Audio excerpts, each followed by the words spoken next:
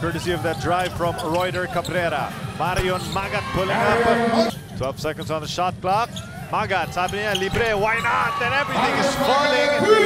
On defense because they're allowing too many outside shots. Right. And that long rebound para sa NLEX.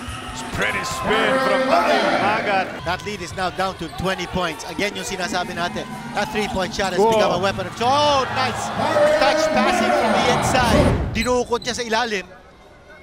Ayan. And there's a touch pass. Tingnan natin kung makakapitalize dito. Oy, ang ganda naman ang pasa. Magat will finish. It was your first time to start for Coach Yeng Guiao, and you made him very proud na hindi siya nagkamali doon sa decision na yon to have you in the starting five. Tell me about that trust that Coach Yeng has for you.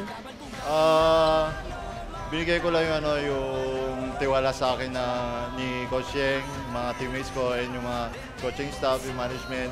Binigay ko lang yung supli sa nila.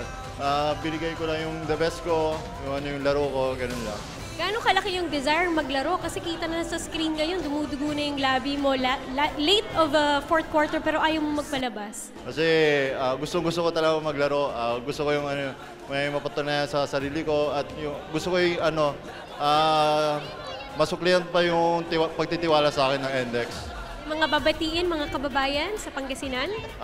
Una-una, nagpapasalamat ako kay God sa binigay niya sa akin strength. At sa NLEX, sa coaches, sa mga teammates ko, and sa taga-Pangasinan, and sa Rivera, and sa wife ko na nanonood ngayon, and sa anak ko, and sa dalawang anak ko, and sa kay Boy, sa Rivera.